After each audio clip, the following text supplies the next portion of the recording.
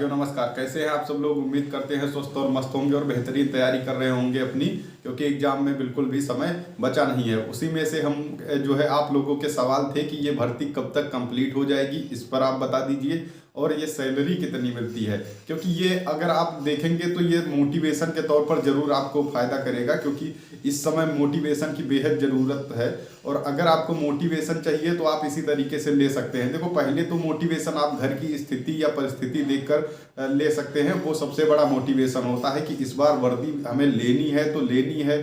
बहुत से लोगों के पास पड़ोस वाले जो है मोटिवेशन के तौर पे काम करते हैं, क्योंकि वो नहीं चाहते कि आप कहीं बड़े पद पे सेलेक्ट हों, इसलिए वो भी मोटिवेशन के तौर पे इस समय आपको लेना है। आपको बेहतर तैयारी करनी है और इस बार उनको दिखा देना है कि देखो हम भी वर्दी में बहुत जल्द आने वाले हैं। और जब पहली बार वर्दी पहन के घर जाओगे उसका एक अलग ही आनंद होता है। ठीक है, तो अब बात करें कि जो ये भर्ती कब तक कंप्लीट हो जाएगी। तो देखो, ये भर्ती कंप्लीट होने की बात करें तो आपको हम पहले प्रोसेस बता देते हैं कि भर्ती बोर्ड द्वारा कितने प्रोसेस किए जाते हैं एक भर्ती को कंप्लीट करने में। सबसे पहले वो एग्जाम कंडक्ट कराए जाते हैं भर्ती बोर्ड के द्वारा, या जो एजेंसी को दिया जाता है वो एग्जाम जो है कंडक्ट कराती है। वही एजेंसी जो है लास्ट तक काम करती है, अपना सिर्फ अपना रिजल्ट जो है भर्ती बोर्ड को दे देती है और भर्ती बोर्ड द्वारा जारी कर दिया जाता है।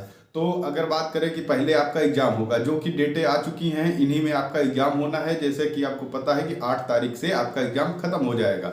उसके बाद उसके लगभग, क्योंकि बहुत ज़्यादा संख्या ये है नहीं, लेकिन फिर भी ये कम से कम 2 से ढाई महीने इसका समय आराम से लेते हैं। तो अभी से जो लोग फिजिकल की तैयारी की सोच रहे हैं वो बिल्कुल ऐसा ना करें, क्योंकि 2-2.5 महीने का समय बहुत होता है। ठीक है, 2-2.5 महीने का समय आपको मिलेगा पेपर के बाद। और बहुत जल्दी भर्ती बोर्ड ने किया, तब भी समझ लो कि 1-1.5 से 2 महीने तो आराम से लेना ही लेना, जब बहुत जल्दी करता है। देखो, ये रियलिटी है, तो इसको आप जो मान के चलो तो बेहतर होगा। तो 1.5 से 2 महीने अगर बहुत जल्दी किया तो, लेकिन आगामी आप देख रहे हैं कि चुनाव भी है, तो चुनाव को देखते हुए हो सकता है कि और जल्दी करने की कोशिश की जाए। जैसा कि आपको पता है कि फरवरी के शुरुआत में जो है एग्जाम जो है समाप्त हो जाएगा। उसके बाद मार्च बचता है, अप्रैल, उसके बाद तो चुनाव ही है। तो देखें, चुनाव में आचार संहिता का कोई फर्क पड़ता है क्या भर्ती पर? तो बिल्कुल ऐसा नहीं पड़ता है। सिर्फ नए नोटिफिकेशन जो होते हैं वो जारी नहीं होते हैं, बाकी ऐसा कोई जो है ये नहीं है कि भर्ती इस दौरान जो है कंप्लीट नहीं हो सकती, ऐसी कोई बात नहीं है। ठीक है, तो भर्ती जो चल रही है वो चलती रहती है, अपने समय से आराम से चलती रहती है, ऐसी कोई बात नहीं है। तो आपको ये नहीं देखना है कि चुनाव बाद बहुत लेट होंगे ज्वाइन, ऐसी कोई बात नहीं। देखो, भर्ती बोर्ड है, अब जो है एग्जाम कराएगा तो निश्चित ही 2 से ढाई महीने तो कॉपी चेक करने में लेंगे ही। 1.5 से 2 महीने अगर कम से कम लिया तब भी इतना समय लेंगे। उसके बाद उस रिजल्ट तैयार किया जाएगा, कितने लोगों को बुलाना है, जैसा कि पता है कि 2.5 गुना लोग को बुलाया जाता है, तो इतने लोगों को बुलाना है, कैसे मेरिट लगानी है, ये सब चीज़ें तय करते करते 1.5 से 2 महीने आराम से हो जाते हैं। तब तक आप अपनी रनिंग की तैयारी कर लें बेहतर तरीके से।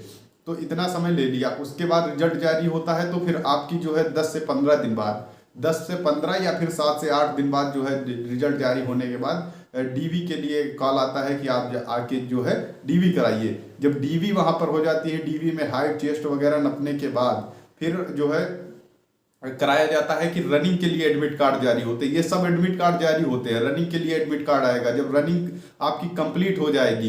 तो जब सबकी रनिंग कंप्लीट हो जाएगी, बहुत से लोग होते हैं उसमें कि जो जिस डेट को रनिंग होती है नहीं जा पाते हैं किसी कारणवश, तो उनकी रनिंग के लिए एक डेट रिजर्व की जाती है, उस दिन जो है रनिंग कराई जाती है। जब उस दिन उनकी रनिंग हो जाती है, फाइनल सब हो जाता है, तब जाके फाइनल रिजल्ट तैयार होता है। अब उसमें जिसके नंबर ज़्यादा होंगे उसी का नाम आता है, बाकी सबको बाहर कर दिया जाता है। और कैरी फॉरवर्ड रूल चलता है, यहाँ पर कोई भी वेटिंग लिस्ट नहीं आती है। आप ध्यान रखिएगा, आपको सिलेक्शन लेना है तो ज़्यादा से ज़्यादा नंबर लाने ही है। वो अभी से लेके आपके प्रमोशन तक काम करेंगे, तो आपको ज़्यादा से ज़्यादा नंबर लाने हैं, क्योंकि वहाँ पर जिसके ज़्यादा नंबर होंगे वही फाइनल सेलेक्ट होगा। और जो फाइनल सेलेक्ट हो गया, समझो नौकरी उसकी 99.99% लग गई।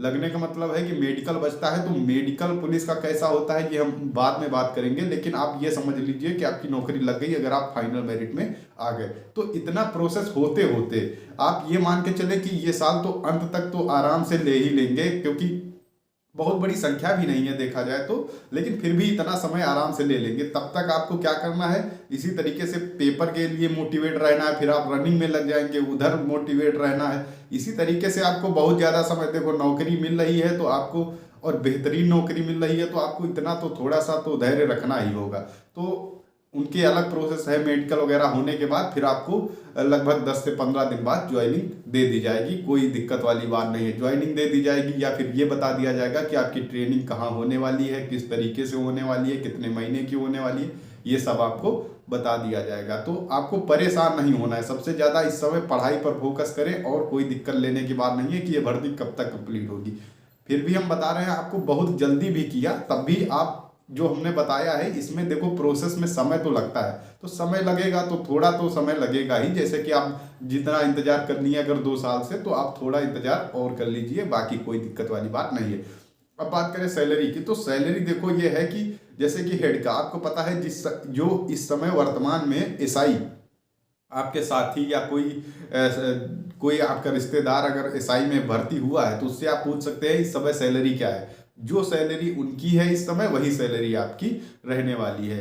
तो ओवरऑल अब बताने से कोई मतलब नहीं, क्योंकि आप जब आएंगे तो सैलरी और बढ़ी हुई मिलेगी। हर जो है 6 महीने में लगभग बढ़ते रहते हैं। 4% ये बढ़ता है या 3%, जो भी बढ़ता है वो सरकार द्वारा बढ़ाया जाता है, तो वो आपको बढ़ी हुई सैलरी मिलेगी। ठीक है, अब बात करें असिस्टेंट वाले, तो असिस्टेंट वालों के लिए तो ऑलरेडी वीडियो में बता ही दिया गया है कि कितनी सैलरी मिलेगी। आप देखें, पहले तो हम बताते हैं सैलरी निकाले कैसे। जो बेसिक पे है आपका, उसका जस्ट आधा कर दीजिए और उसमें ऐड कर दीजिए 2-4 हज़ार और ऐड कर लीजिए, ये आपकी सैलरी हो गई। उसके बाद जब आएंगे आप ज्वाइन करेंगे तो इतनी सैलरी पूरी मिलने लगेगी, लेकिन कुछ समय बाद एनपीएस कटने लगेगा 10% सैलरी का, तो आपकी सैलरी वो कम लगने लगेगी आपको। ठीक है, और वही बात करें वर्कशॉप की, तो जो इस समय एक कांस्टेबल की सैलरी है वही आपको मिलने वाली है, और तो अच्छी खासी सैलरी मिलने वाली है। ये कोई सैलरी वाला इशू ही नहीं है कि सैलरी कम रहेगी। आप ये समझ लीजिए, वर्कशॉप में अगर आप ज्वाइन करते हैं तो लगभग 34-35 हज़ार के आसपास आपको सैलरी